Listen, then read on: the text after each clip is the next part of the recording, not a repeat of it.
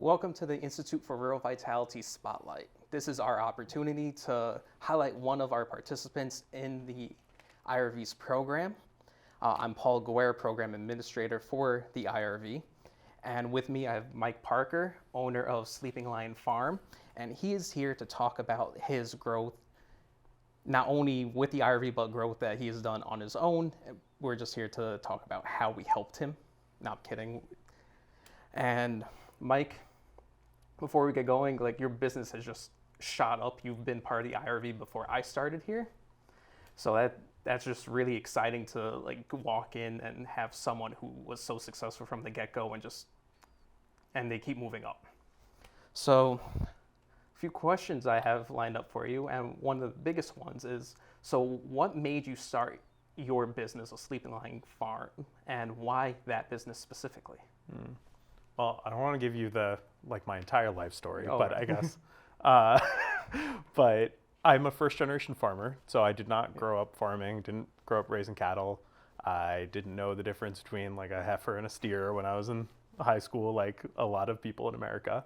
And I, in college, got really interested in climate change issues and environmental issues. And, I was going to business school at the time, so it was always kind of a weird thing. I was the one business school guy and all the climate change clubs and stuff. But I found through my college experience and immediately afterwards that agriculture was this kind of field industry that was really the biggest way that humans kind of touch our planet and touch the soil and touch the air, or one of the bigger ways. And it was a kind of work that I think was calling to me to try to learn about. And I started working on a dairy farm in Western Massachusetts, did an apprenticeship, worked on a bunch of farms. And I think I'm still called by these environmental issues and those kinds of values. But I also found along the way that I just really love cattle, and I love being around cows. And I love the culinary aspect of beef. So yeah, I ended up starting to raise grass-fed beef about 2 years ago.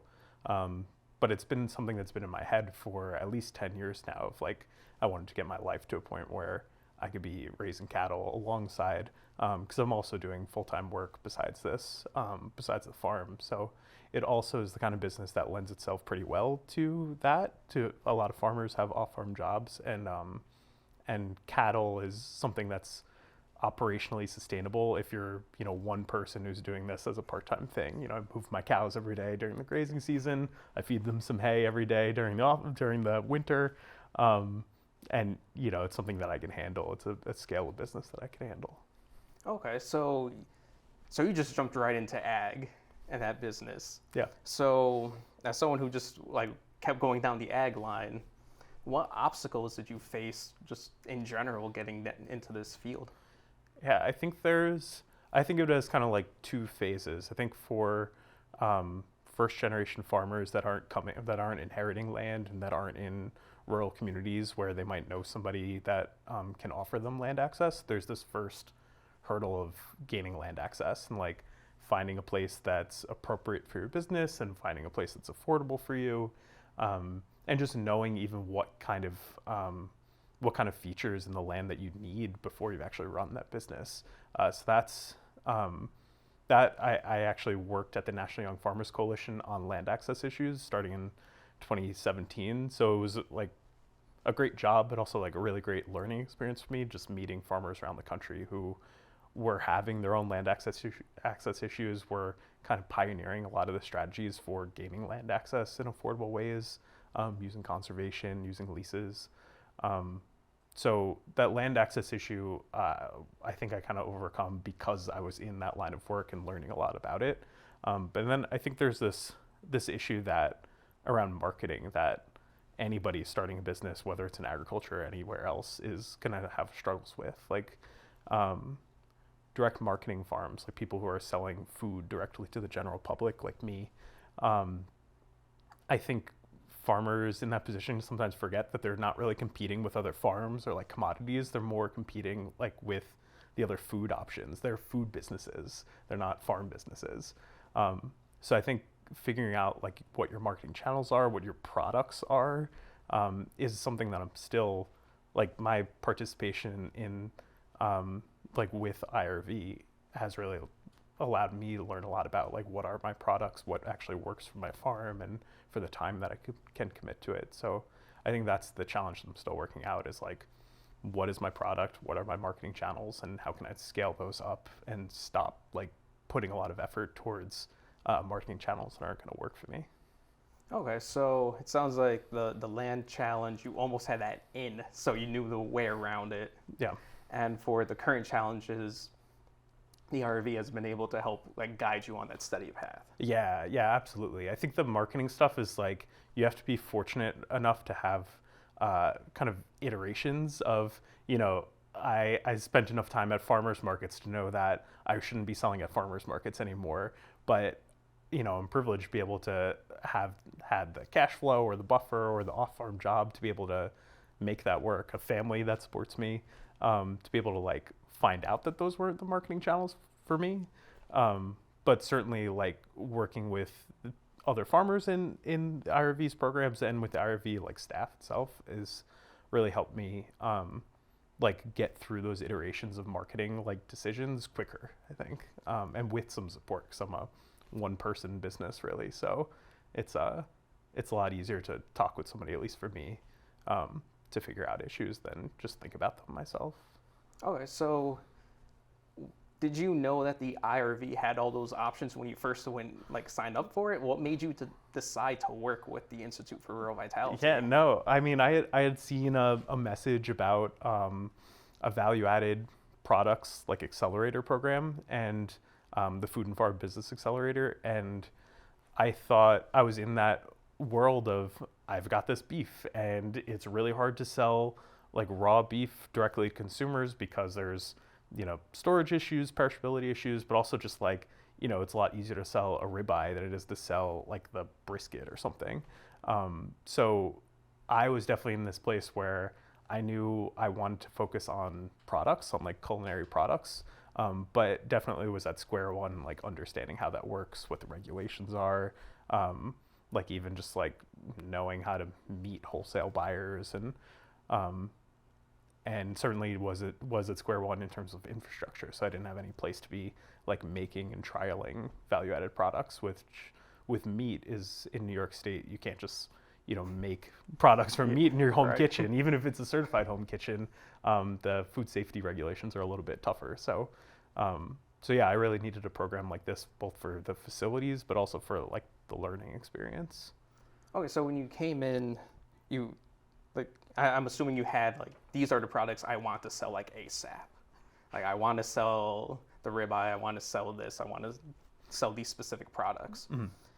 So when you started selling those products, was there anything you developed while working with us? Yeah.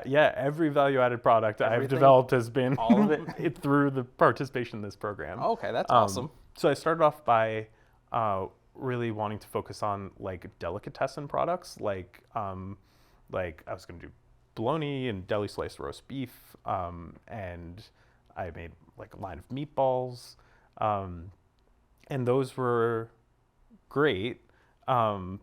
But at the end of the day, my struggle was actually in the sales part of it. So like I was able to use SUNY Cobleskill's really great teaching kitchens that I was able to rent out affordably to produce those products in a legal way. But because of the way that the kitchen's certified, I can only sell those products direct to consumer. So at farmers markets, at my farm stand, which is really limiting because, I can only make so many meatballs in a week. And if I have to sell them at one farmer's market, is like, perishability issues. I don't have appropriate freezers to really preserve those kinds of things and sell it frozen. So I think it was a 1 year struggle for me of like figuring out like what is a product that actually works in terms of perishability and in terms of like what I can produce. And I'm still working on that, but I think I'm landing in a direction that feels right after like kind of going through the motions of a few different types of products. Okay, so you want those products that you can make quick and sell quick. Yeah, something where perishability isn't so much as holding you back as almost like you want to make almost an exclusive product. Well, I think that's the direction I could have gone in, is like, something that is really special and I would sell out of every week. But the direction I'm actually going in now is a little bit different, where I'm trying to find a product that could utilize basically the whole cow, or the parts of the cow that aren't really easy to sell as steaks from a farm stand or online. So it's like utilizing the whole cow is important, and having a shelf-stable product is important that I can wholesale. So because of that, I've actually gone in the direction of working with a co-manufacturer that has a USDA-inspected food processing facility to make a pasta sauce, basically like a grass-fed beef tomato sauce, because it's utilizing ground beef, which could be coming from any part of the animal, whatever lowest value cuts that I can't sell as steaks directly to consumers. It turns out in a product that's shelf stable that, you know, I want to sell this week at the farmer's market. I can kind of think about it over time. Yeah, and because they're USDA inspected, I can then wholesale that. So to small retailers, like, you know, there's a local health food store in my town, or my own farm stand, or like local grocery stores that are willing to do direct wholesale with farmers. All those kinds of opportunities open up, which I'm hoping to kind of like push on to scale up my business. Like that's where I'm at right now. Now, you recently went with this co-packer. So have you been in contact with like your local health food store to start saying, hey, will you carry this? Like I can supply this now? Not yet. So I'm still in the like sample batch period. So seeing how it works out. Yeah, well, it's really more they need to do test batches in order to get like your food safety certification. So you get a standard process written up by somebody at Cornell, and you get your barcodes and everything. Basically, everything you need to do to start selling is what I'm in the process of right now. And then once I have a product to sample and everything, I'll start sampling with wholesale buyers. But you kind of need to get to whatever that final product is. Yeah. All right. So we went from IRV to the co-packer to Cornell. So, and earlier you talked about the different networking connections.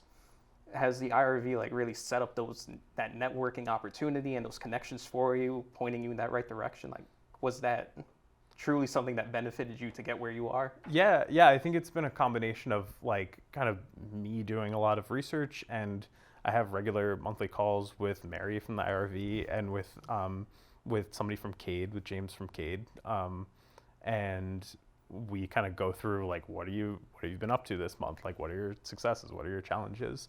And like just kind of brainstorming next steps, next logical steps to make progress. And through those conversations, it's always like, you know, me trying to think about, well, what is the next step? Who should I be talking to? Having some accountability is a really important thing. If you're like a single person running a business, you know, it's nice to have somebody that you're almost telling you're going to do something, because then they hold you accountable. They got to follow up on you on that. You're going to talk to them in a month, and they're going to ask you how it went. So yeah, I think it's been really invaluable just having that regular feedback cycle to encourage me to actually like do the things that I need to do to make progress. Okay. So with all this progress that you made and coming so far, what do you wish you knew before you got to this point? Like anything that you just an obstacle you just avoided altogether? I mean, the sad thing is I feel like I knew the things that I should have known the things that I learned that were most important, which is like stop going to farmers markets and like stop like trying to do this like direct to consumer model that like really was taking up a lot of time but not actually making any progress towards scaling up a product. I think a lot of that was good learning experience, like good like customer interaction directly with products, like learning about what packaging people like, what kind of sizes of products people like. But I think that was the big one, was like I had already worked for enough farms to know that like working at a farmer's market was not what I was looking to do as a farmer. But you did it anyway. But I did it anyway, because that's the paths that seem open, like the marketing channels that seem open. If you're a direct marketing farmer, is like there are these farmers markets. Like maybe I should try that, because this week I could go make some money rather than investing a lot of time and energy into something like working with a co-manufacturer that's actually going to cost you a lot of money and time before you could get anything from it. So it was a walk before you run thing. Like you knew you had to do that, you just didn't want to do it, but it's got to be done. But looking back, I don't think I actually had to do it. It was just it felt like you wanted to do it. Yeah, and it felt like a process that it felt like the quick return or some kind of quick return. Yeah, you had that immediate response to like, okay, I sold something today. Yeah. Like, I'm gonna make it. Yeah. It was I that also spent a motivational lot of push. time like trying to find space for, because I knew I couldn't wholesale those kinds of products that I was making, like the delicatessen products. I spent a lot of time trying to find a storefront that you could actually open like a farm to table deli, which is something I'd still love to do in the future, but it also was probably really unrealistic and like would have been a huge risk to take to start something like that when I had this kind of notion in my head that I really wanted to own the entire like supply chain, the entire value chain from like soil and grass to like, amazing roast beef sandwich with grass-fed beef. Like that's a cool notion, but also to run like an effective business, like I needed to like find a part of the value chain that made sense for me and like rely on the really great partners that are out there to like serve other parts of the value chain. Like it would have been insane for me to start some kind of USDA inspected foods facility, but like why would I? Because there are ones that exist that will work with farmers. Right, you want to own the whole supply chain, but the fact of the matter that you want to own that little piece that's yours. Yeah, and I think that's the thing that probably a lot of like people who get into agriculture, like first generation farmers, will maybe like fall prey to, is that like those notions of like I need to be doing everything myself, when really doing some more like collaboration, relying on service providers is I think how people actually like scale up effective businesses.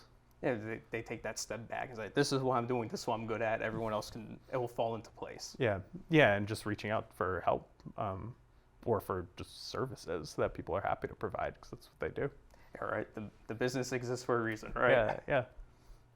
So besides like letting those businesses be their businesses and you focusing on what you're good at, what other advice would you give to entrepreneurs or businesses who are just starting out? Because it seems like you went from here all the way over there. Yeah. And you've really grown. So I'm just gonna straight up steal the advice that I always hear. There's a guy named Chris Newman down in Virginia who runs a farm called Sylvan Aqua Farms, and he does a lot of like keynote speaking to farmers and stuff like that. And really great advice that I always recycle of his is if you want to be like farming and doing this direct to consumer like farm sales, you should probably start by selling food to consumers. Like you should find a farm that's producing the things you want to produce, buy their stuff and sell it to the customer base that you are planning to sell to. And like that is how you find out if you have like a market that's going to support your business. Is like if you're going to sell out of some other guy's eggs every week, like maybe then you start producing your own eggs once they like tapped out their capacity. But I think that's a really good way to think about these like direct to consumer farm businesses, is like don't start producing stuff before you can sell it, and like actually maybe think about selling the stuff before you even produce it. And I think that helps people get over that land access issue too, is like figure out your marketing channels first, get some cash flow, and kind of use that as your like support to find land access. Because if you're starting with no business prospects and like you need to invest in animals or plants or infrastructure or whatever it is, like you're really starting out with a lot of negatives. So anything you can do to start off your business with some positives before you actually start producing or like getting on land, I think is super important. So almost like you supply the demand, you don't demand the supply to people. Yeah, like, you don't like produce want. the supply before you right. have any demand, or you've tested it at least. Yeah. And I think the best way to test it is to actually do it. It's not like you're producing cars or something like that. Like, you can buy food from other people that's of similar quality to what you're going to produce, and test the market in a way that people in other industries can't. Okay, so with all that, like, it seems like you know what people want. You're giving them what they want. You're not forcing anything to them. And with that ideology, it seemed like you successfully started that co-op, Grown By. Well, I don't know if at least in terms of my farm business, I certainly wouldn't say that I'm like at the point where I feel like I've like totally understand my customer or anything like that. Like I think I'm still in that like wilderness of figuring that out. People are finicky. Yeah, and like you can't learn them overnight. Yeah, and I'm only going into my first iteration of like a wholesale product, so I think that'll be still a learning experience. But yeah, the co-op that I started, which is basically a sales app for farms. So farms that do direct marketing have lots of opportunities to use like e-commerce sales to sell CSA shares, to manage those things, and sell pre-ordered products to farmers markets. There's just a lot of different ways that direct marketing farms are selling. And through like the experience working at the National Young Farmers Coalition and doing a lot of like farm technical assistance work around the Northeast, I would say that like, yeah, in starting like Grown By and starting our co-op, like we were building a product for like specifically for this like audience, specifically for our market, which was like exactly what people were looking for without them actually necessarily like looking for it yet. Yeah, you knew what you wanted, and you wanted to create that hub to give people another advantage, something that you can benefit off of, they can benefit off of, and they can expand their market.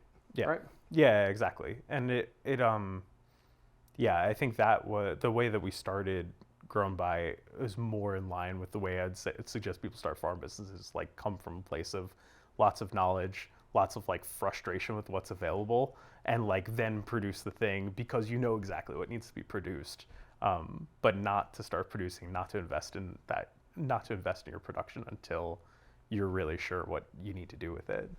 And with what we do, because we're a software company, that was especially important because in agriculture you can spend a lot of money like buying land or something, but you can only spend so much money like not doing well at production. But like in software, you can spend a real lot of money before you even like have some kind of beta product.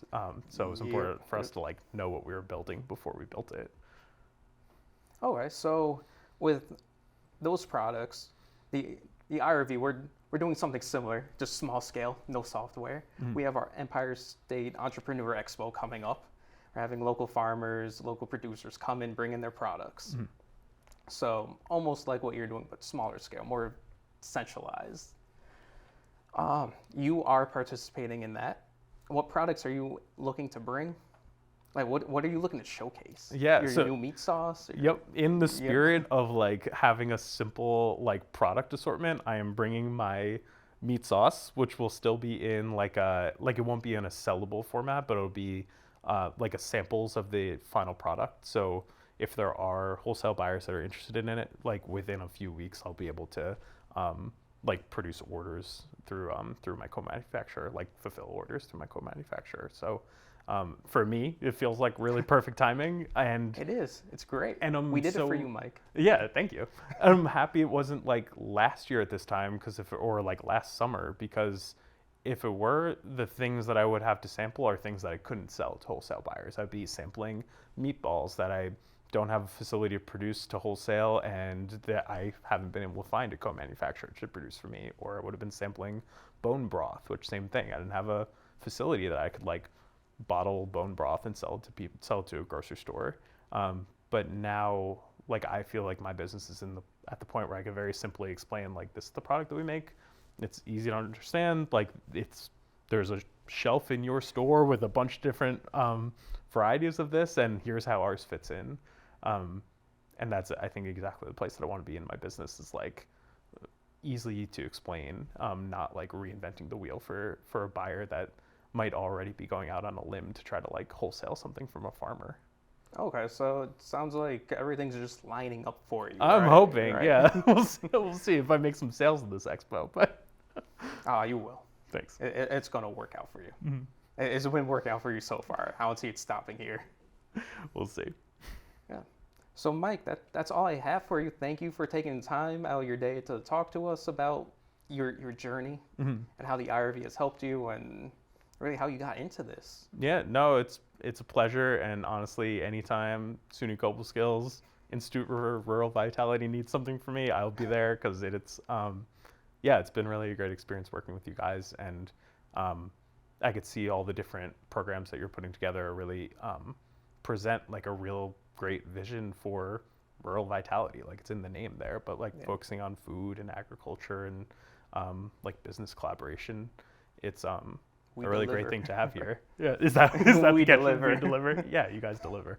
So Okay, well, thanks. And if anyone else wants to utilize the Institute for Rural Vitality for our commercial kitchens, our brewing lab, or testing product, we are also available to showcase product development in Taste of New York at our Carriage House Cafe on campus. And our website is always open. Our email, we always check, and our phone lines never turn off. So if we can be of any assistance to you, please reach out and we will do what we can to help.